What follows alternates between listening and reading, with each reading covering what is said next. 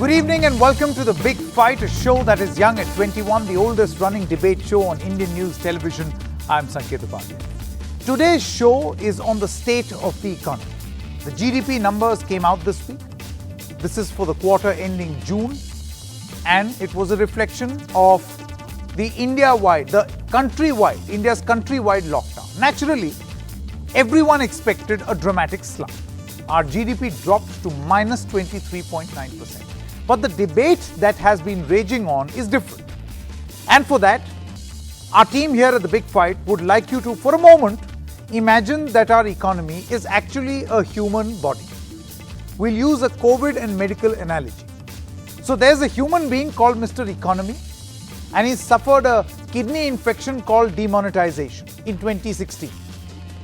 He's mended, but felt a little weak.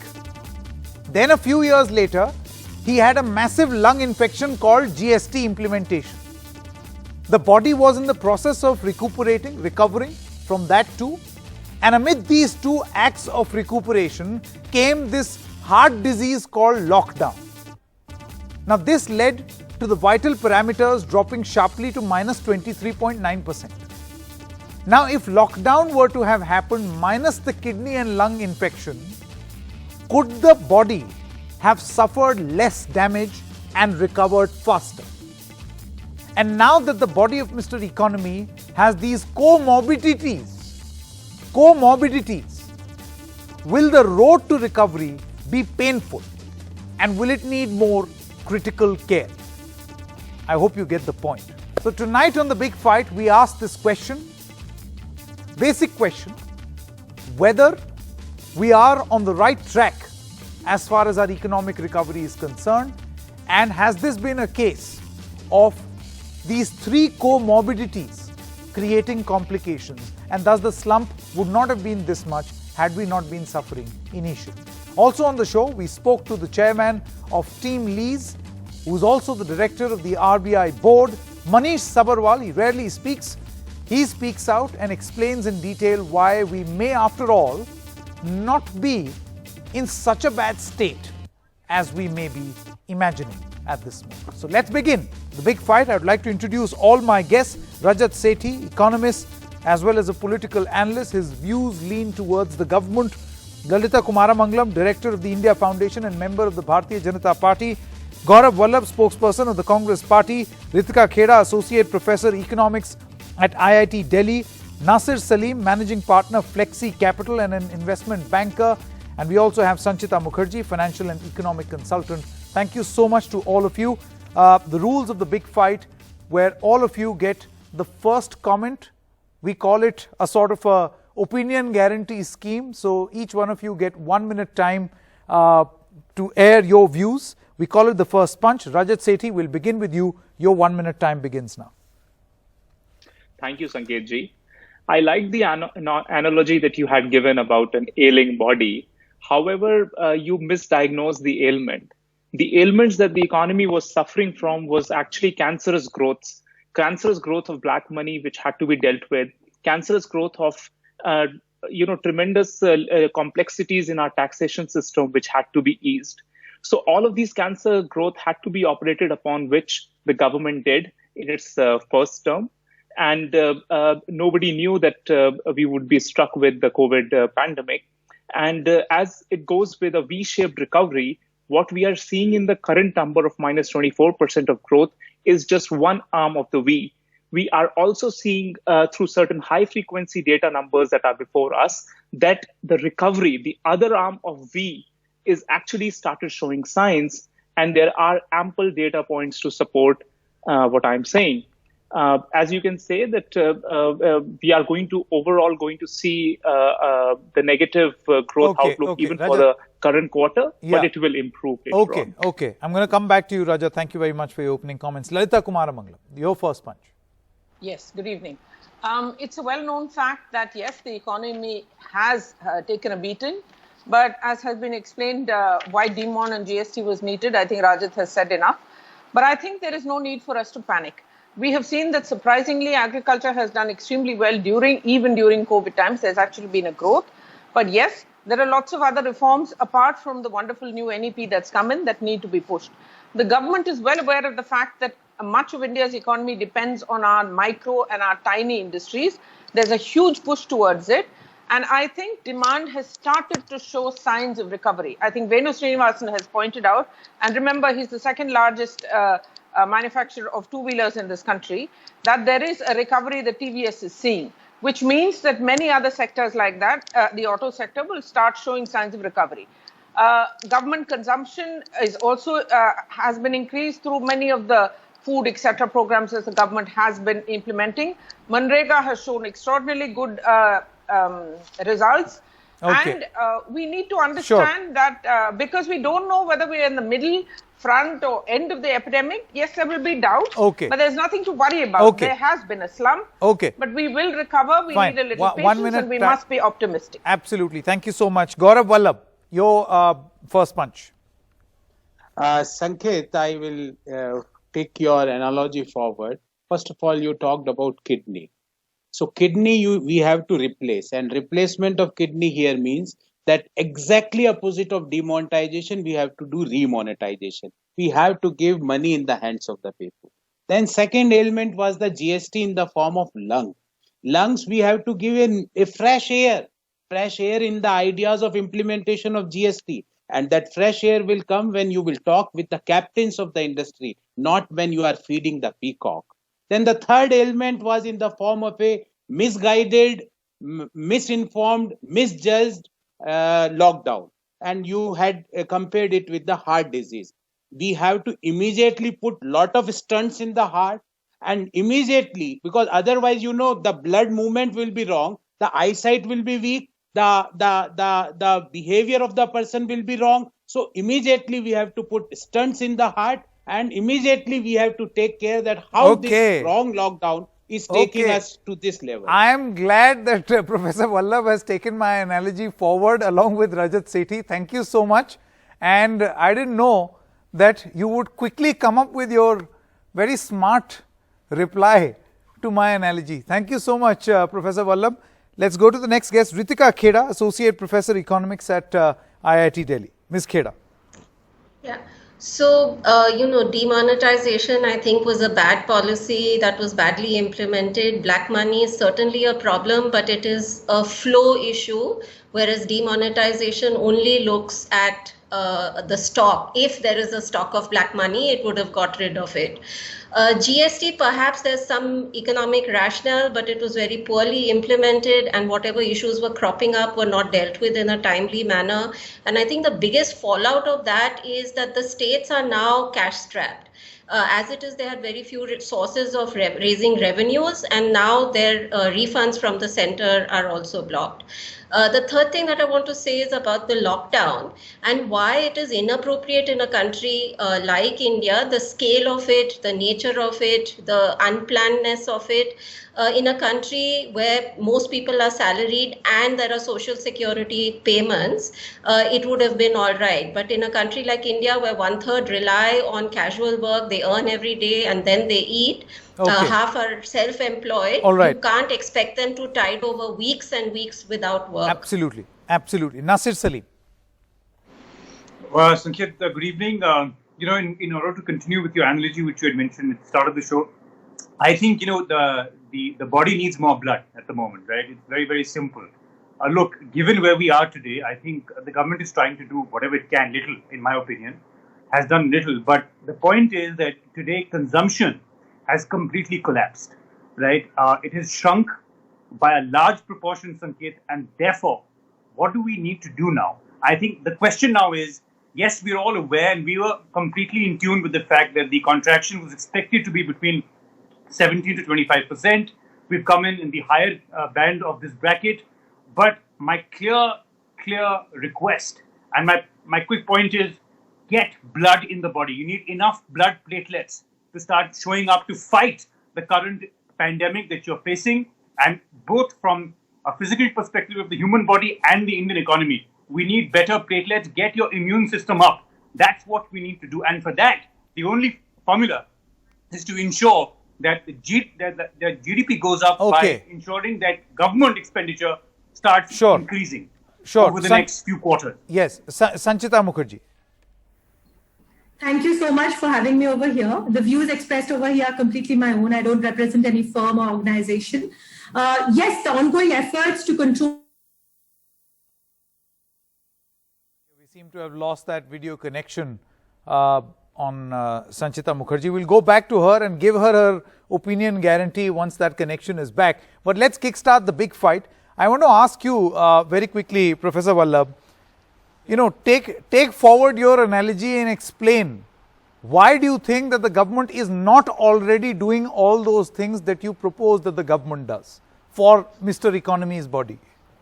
So first thing, as I pointed out, that kidney was malfunctioning. So you have to replace this with a new money. That's what I am saying, that you have to implement the Nyaya Yojana. You had a problem with the name. I propose today on your show, make it Pandit Deen Dayal Upadhyay Nyaya Yojana. I don't have any problem, nor my party is having any problem till the time poor are getting money in their hands. Second point, regarding the flawed implementation of GST, I was telling that had you did any discussion with the captains of manufacturing, with the captains of the service industry, we had seen you talking about the breed of Indian dogs. We had seen you feeding peacocks, but we had never seen the fresh ideas coming from the manufacturing sector at your table. We had never seen.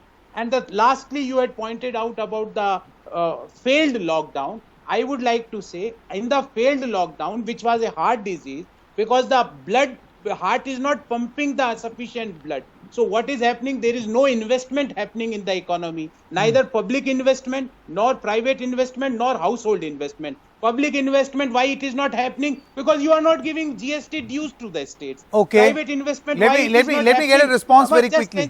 Just 10 seconds.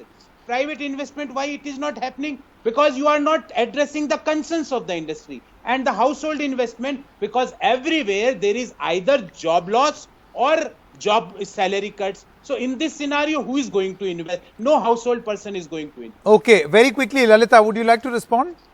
And then we'll go back to Sanchita. I think instead of referring to peacocks and dogs, I will stick to facts here.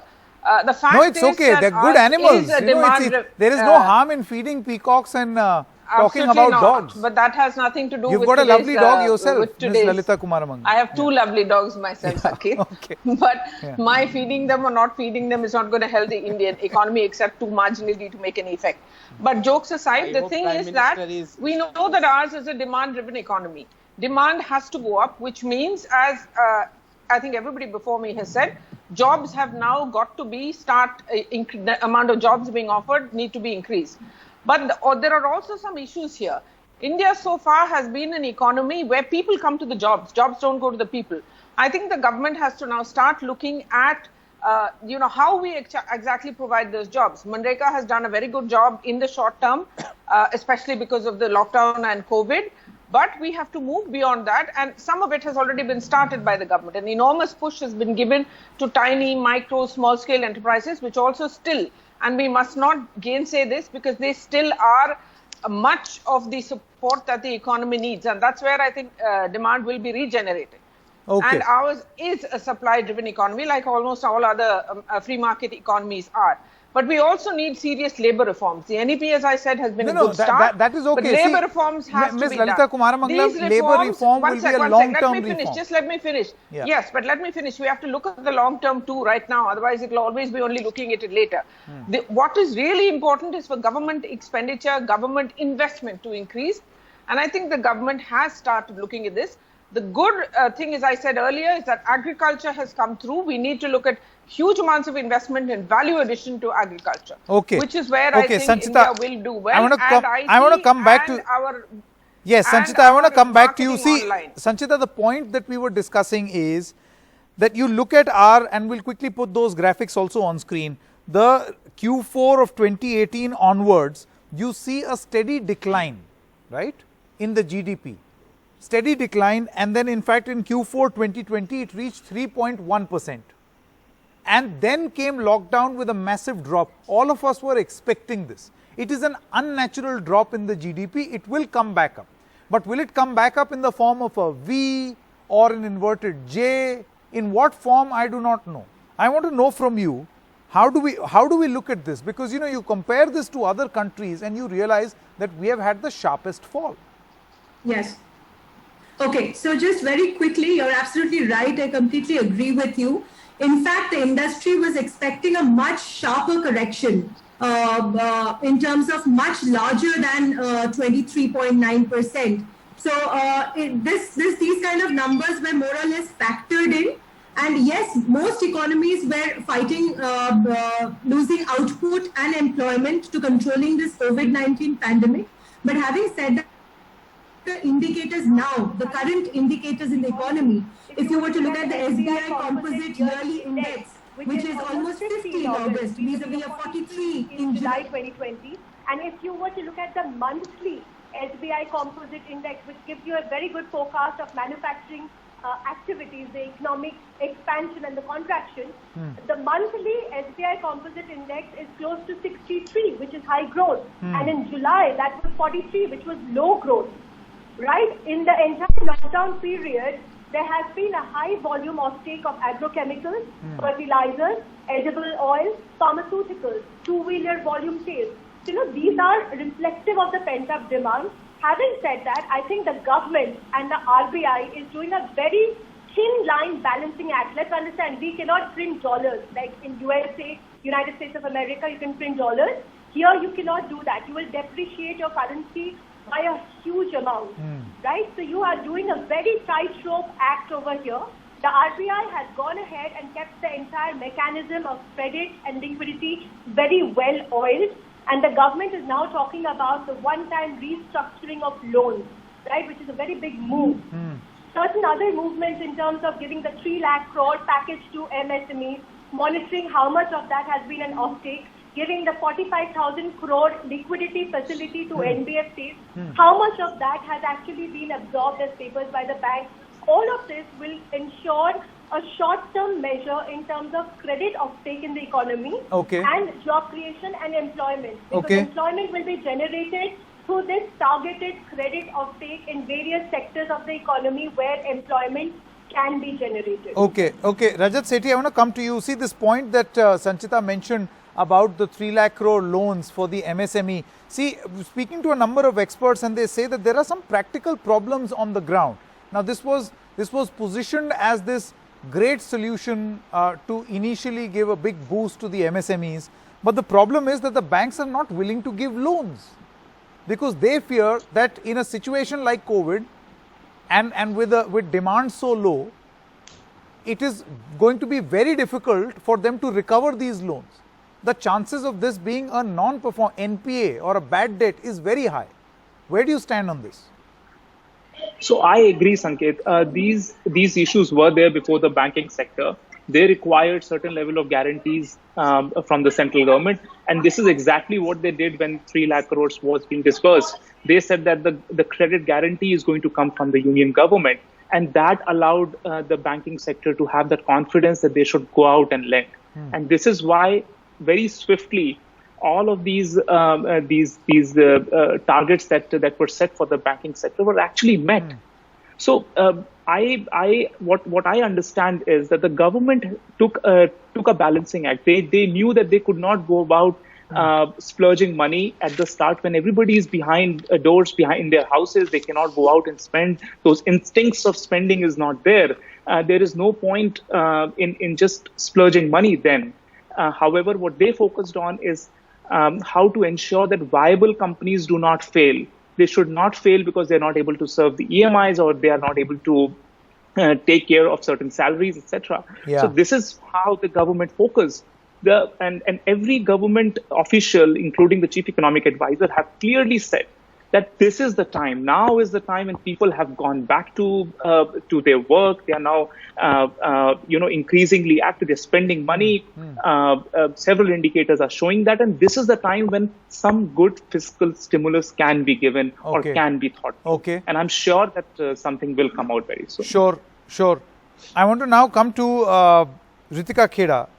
Professor Kheda, I want to ask you, which area or which sector do you feel is going to be the driver going forward? Because I'm looking at the GVA, the gross value added, Construction is down 50%, trade, hotel, transport minus 47, manufacturing minus 39, mining and quarrying minus 23, public administration, defense and other services minus 10, electricity, other utilities minus 7.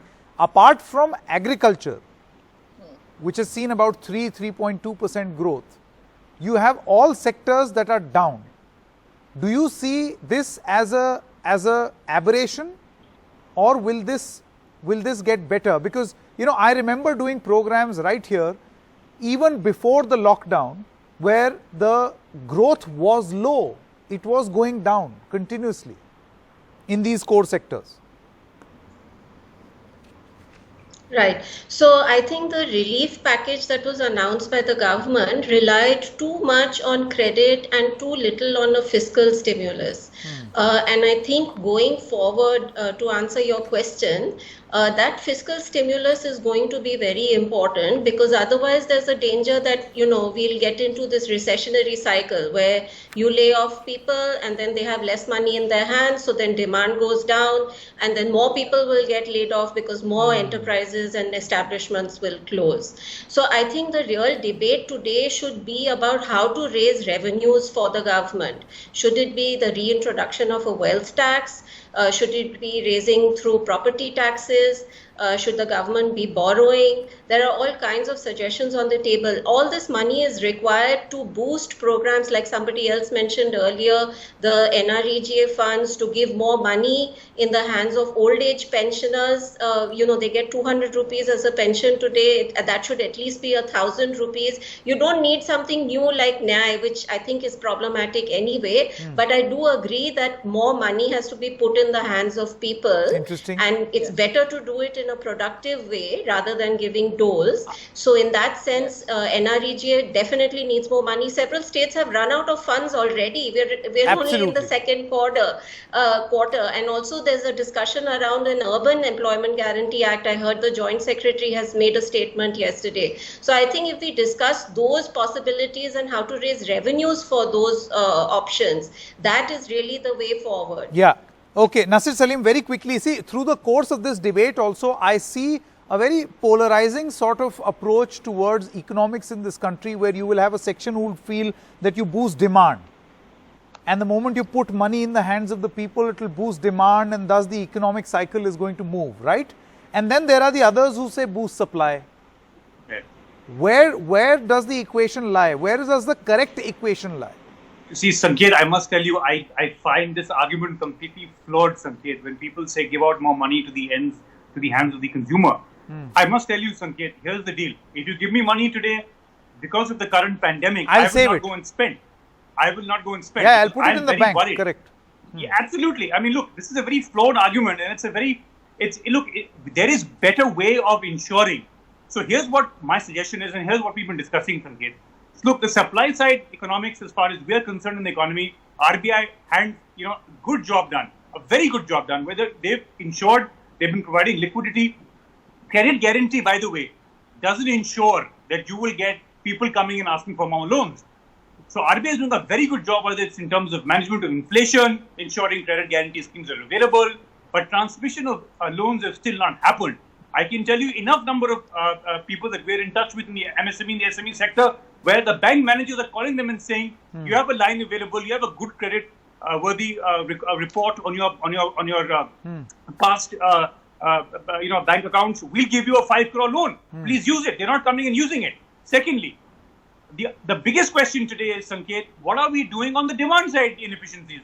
Those continue to remain as we are. Look, there is enough that can be done. What about the asset monetization? Why can't we not have the government coming in forward and saying SOE privatization, state-owned companies today, monetization of capital owned in state-owned enterprises can be one way forward, where you're not impacting you get in revenue, you're not impacting your fiscal, because look, at the end of the day, Sanket, here's the number. From the 4 drivers, the 4 engines of the GDP contributor are what? One is, private consumption or private demand by people like you and us. Correct. Then second, consumption demand is met by businesses. And third is the government of India. And the fourth is, of course, net imports and exports. The point is, between this quarter of April, May and June, our net investment demand as far as household is concerned is down by 27% if you compare it for last financial year. Similarly, Sanket, as far as businesses are concerned, it's down to 5,30,000 crores. So my point is very simple. Government, on the other hand, has increased it from 11% to 16%. But is that sufficient enough to write off the balance 88% which has gone off on your GDP in terms of contraction? Very, very interesting points. So the point is, Sanket, thank you. So the point is, Sanket, are we doing enough? The government, yes, no one's saying okay, let me very quick right to reply, because Ms. Kheda wanted to come in. Very quickly, a right to reply to her because she raised her hand. Yeah, so I wanted to say that I'm not arguing for putting money in the hands of people like you and me. I'm arguing for putting hands in the money of the bottom 50% who get 200 rupees as a pension per month. And I'm arguing for redistribution from people like us who have not been hit economically at all. We continue as before, but for those migrants who we saw for those few weeks on the streets, they're still suffering to a very large extent, maybe not as much as they were at that time, but still that distress we will come back to you. See, we've got to move forward also. Meals. Okay. Gaurav Vallabh and Lalitha Kumaramangalam, back to you. So what needs to be done, Gaurav Vallabh? Now, my point is, we've got a sense of what the problem is, what the possible solutions are. Now, what's the problem? Now, first thing, as I pointed out, that the gross fixed capital formation as a percentage of GDP, which was something around 34% in 2012, 11, 13, now that is 28%. It means no investment is there in the economy. So, first of all, whether private, public or household, all three investments you have to promote. Second thing, the focus should be on job creation, and job creation is not possible until and unless the consumption is not going to go up. And for the consumption, you have to give money in the hands of the people. I'm just asking the people, the experts who are saying Professor Vallabh, tell me something. When you say that you have to give money in the hands of the people, are you saying that the government must just give people money? Here you go, take the money. Because the government on its part can say, we are putting in, liquidity in the market with the help of these loans. Sanket, take the loan. During the lockdown, first and second, 500 rupees were given in the Jandan accounts. Now, had they done the FDs of 500 rupees? I'm just asking. Second thing, regarding the credit guarantee by banks, my simple question, lot of experts are there. Out of 3 lakh crore, what is the disbursement figure? If anyone can tell me that disbursement figure is more than 10%, why don't you tell us? What is the figure? Because government is not coming out with that. They are not showing it to the public. Because 3 lakh crore loan mela, how much is the disbursement? Because disbursement is going to provide liquidity. Let me ask this question to Lalitha Kumaramangalam. Just let me complete. You have to provide liquidity in the hands of the people, in the bottom 50% of our population, not liquidity in the banks. And last but not the least, you have to generate a balance between demand and supply. People are saying that there is a demand side problem. I am saying there is a supply side problem also, because all core sector are consistently degrowing. There is a negative growth. Okay, so let's take in a reply. Also. Let's quickly take in a reply from Lalitha Kumaramangalam. You've heard the points, Ms. Kumaramangalam. Yes. Look, I've been saying right from the beginning of this show that Manrega is somewhere where the government has to probably and will probably push in much more funds than have already been pushed in. I agree with everybody who says this. It's not even the bottom 50. I would say the bottom 30% of our economy is really where the real push in demand will come from. Banks are flush with liquidity. We know that. RBI has done a decent job. Yes, we know that. We know that inflation has been kept in control. All of this, we know it. But the fact is that our government investment is going to have to increase. And the other point that the lady before me, one of them said was that we also have to make sure that, it's not just liquidity that is most important. It's also the fact that this money that once is put into the hands of people is used for consumption. So consumption has to be increased, and we have to think of ways of means to doing that. This is where the fact that agriculture has done well is very important. We need to look at expanding jobs, making more jobs available. We, meaning the government of India and the states together, please. Let's not forget them. They have a big role to play. That jobs are actually made available where people can take them up. We've had this huge migration back, reverse migration back to the villages. I think the government is now going to have to deal with many of those people, how to bring them back to the cities. Most people are very reluctant No, but to how leave their does villages one and do come that? back. I'm asking We for, have- let this show be No, a that we- show of solutions. How do you do that? Because, Yeah. you know, I take a Sangeeta, look I at come in the there, please. Center for Monitoring Indian Economy figures, and they give me a very sorry picture of the states that are worst performing. And this is, I think, our biggest pain point, Rajat Sethi. Haryana, 24.5%. Delhi, 20%. Puducherry, 21%. Himachal Pradesh, 18.6, Goa 17.1, Tripura 16, and Rajasthan around 15. I don't think this paints a very good picture of recovery, at least as of Sanket, this moment. can I make one Okay, quick Sanket ji, point? I'll just make a small point. Yeah. Rajat, just 1 sec. I'll just make Okay, this one one point minute. and then Lalita let ji Rajat first take and over. then Rajat. See, a lot of this is also in the mind. I'm not saying that it's in our minds. It is in the minds of people. The migrants have gone back who are refusing to come back. There has to be a massive push towards reassuring them that opening up does not mean that they're all going to get COVID and die of it. There is a massive fear psychosis in this country in the lower 30 to 40% of this, of you our sure? economy. Are you Yes, really sure? I have seen it myself, especially May when I'm working may I- with women. I have seen the fear that they have. May It's I- not that they don't want to come back to work. Okay, one moment. They desperately need There- work. there's a but they response need to to be this. reassured that if they Rajat, I'm going to come back to you because it's a very interesting point that has been mentioned by Lalita Kumaramangalam. If we can, then they can come back My and not experience get is- infected and actually I their will- lives I can will- improve. My Let experience me from a They very need to start limited travel. believing this. Yeah, Lalita ji, one moment. Rajat, I'll come back to you and Sanchita also. But Gaurav Vallabh, you know, my experience is very different from the very limited travel that I've done in these COVID times. Is that given the first opportunity, people will take up a job because nobody wants to sit at home. Gaurav Vallabh. Sanket, what fear psychosis, what madam is telling, madam, there is a fear psychosis, and that fear psychosis is that on any day suddenly at 8 o'clock, our honorable prime minister may appear on any this is television rhetoric. show and Sanket can ji, say this is 12 This is o'clock just we are going political to lock down. rhetoric. Gaurav Please, Vallabh, please, let's please, not play please, politics please, here, please. please, ma'am, Stick to the please, point. please You may not have like some Mr. decency. Modi, but that's not the point Have here at all. some The point is decency. we're talking about I'm our just people in saying the fear economy. psychosis. Don't waste I'm our saying time about by fear playing psychosis. politics here, please. Why you will not allow me to Sanket, speak? What do Can you I mean please I'm have worried? a- I'm One an by Indian. one, I please, have one every by one. right to be worried. Second. I'm an Indian. I Okay, had not Professor Talk Vallabh, for please my people. make your I want point, to please. talk I had productively. not interrupted and in between any one of you. I don't Second talk point. out of Second the, point. I mean, I don't talk out Second of point. context, Gaurav ji. Second point. Lalita ji is today in a different mood.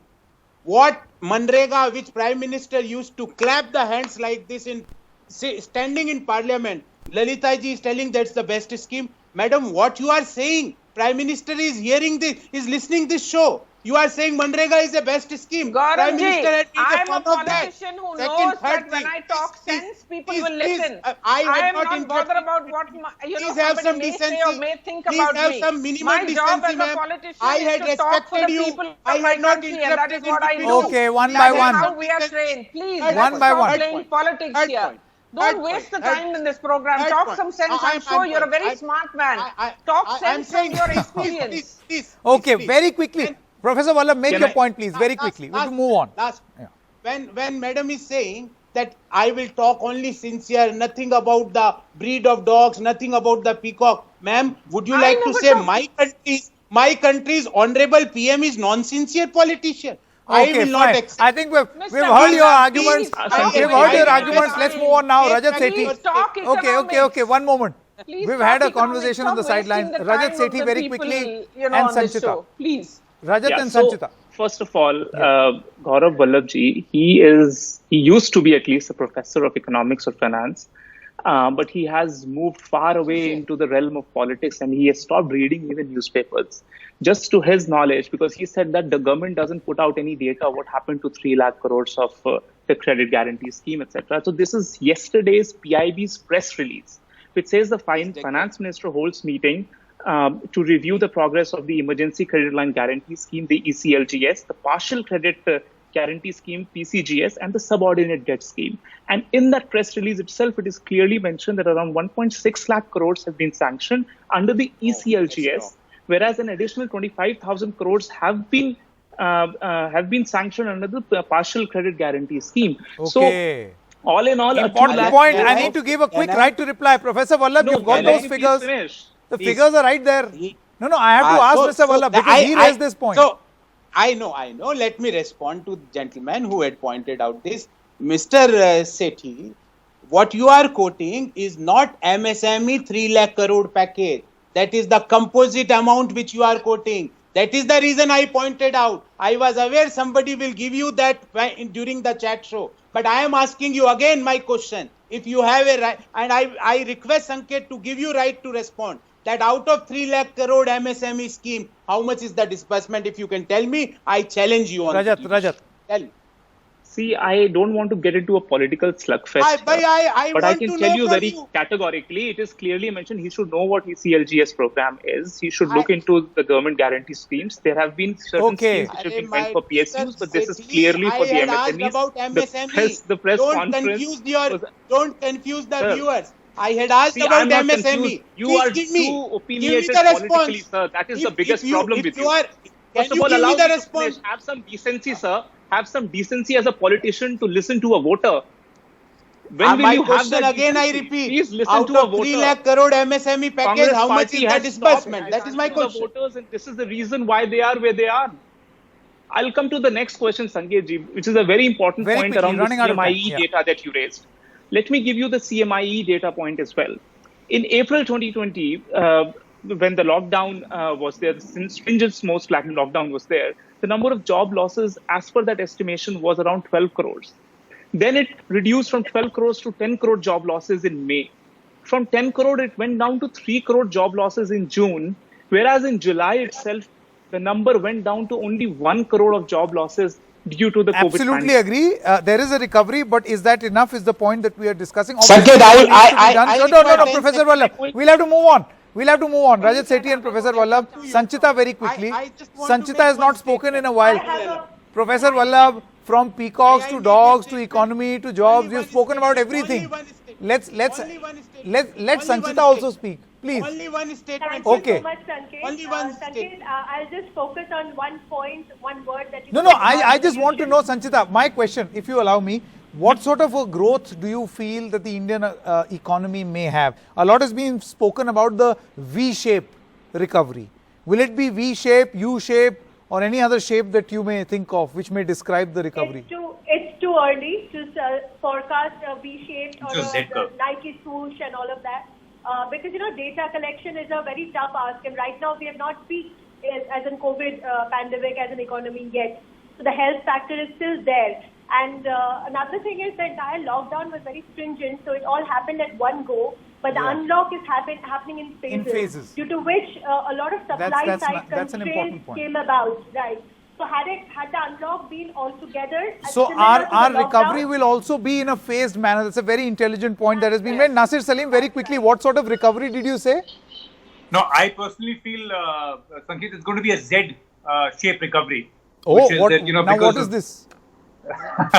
Well, Z-shape is very simple. It basically starts with a downside, then goes up, then again falls again, and then again goes up. So it's a typical Z-shape. Well, basically what it means is that, given the current intermittent lockdowns that we're seeing at district levels and across states, because unfortunately, there is going to be a pandemic. There could be possibly be, like for example, in Delhi, Sanket, we've seen all of a sudden a spike in the number of cases per day. Correct. Right? So those are the issues that we need to be very, very careful of. But clearly, I think, look, if the government puts its act together, my only point on coming on the show today, Sanket, is I want to keep communicating to the government and saying, look, you're doing enough, but not enough to ensure that we're going back home. Sure. Running out of time. Rajat Sethi, Lalita Kumaramangalam, Professor Vallabh, Ritika Kheda, Nasir Salim, as well as Sanchita Mukherjee. It was a pleasure to have this discussion, and let's just hope and pray for the good health of Mr. Economy. Thank you so much for joining us. We're stopping for a short break at this moment. When we come back, we speak to Manish Sabharwal, who's the chairman of Team Lease Services. Also, he's the director of RBI board. Manish Sabharwal talks about the economy, and his message is, don't worry, it's not all that bad as well. Back in a moment.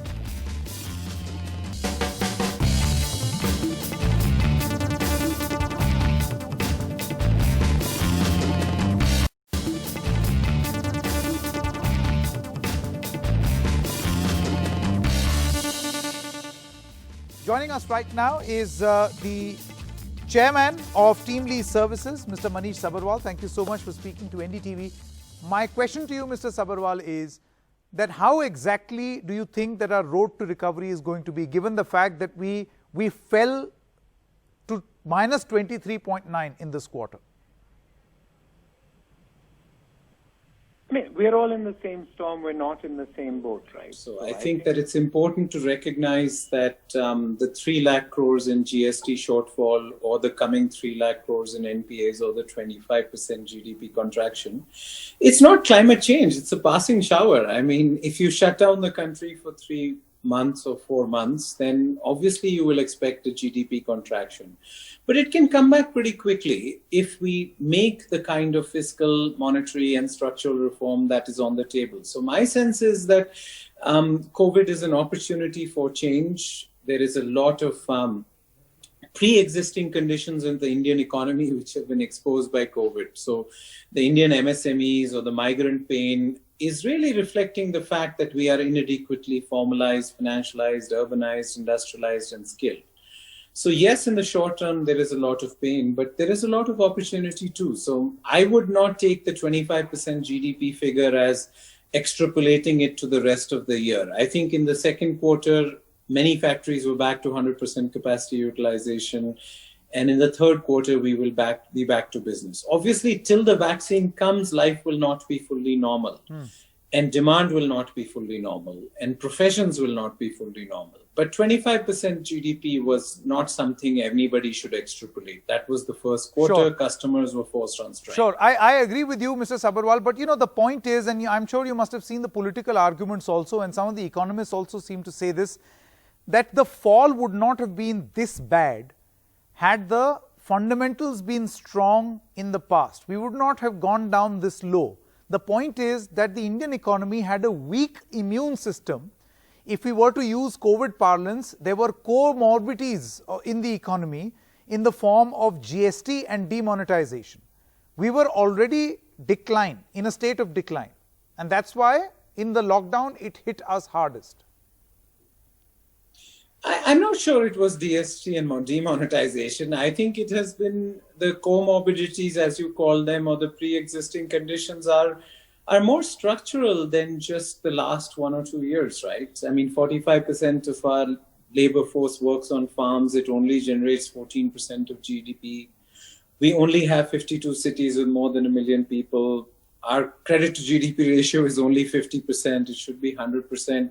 So while the weather of the moment may seem like it's overwhelming because of COVID, directly being connected to GST or to demonetization, my sense is that would be taking too narrow a view of how an economy works. Yes, there was a small, there was some short-term pain for long-term gain. I think formalizing in India is one of the only things that will take us to higher productivity. See, I don't believe India has a jobs problem. I believe we have a wages problem.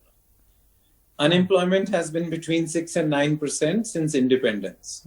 And in fact, you saw that data which went from 8% unemployment in March to 28% unemployment in April and back to 8% now. Back to 8%, I agree. Which shows that our problem is not jobs, it is wages. Everybody who wants a job has a job. They don't have the wages they want. So if the problem is employed poverty, I would be a little careful with saying that India's employed poverty got created in the last 2 months or 2 years. So India doesn't change for a better option. She changes when you have no option. So I would submit, John Kingdon's policy window, when the problem, solution and opportunity come together, are exactly what India has. We are one of the few countries in the world where global growth for 2 decades is left. China factory refugees are looking to leave China. We have an opportunity here, but we need to do a lot of reform. If we lose this opportunity, that would be sad. Which brings me to my next question, reform. And the 20 lakh crore package, the Atmanirbhar package that the government launched, was meant to do exactly this, to use this moment, use this challenge as a big opportunity to change and reform.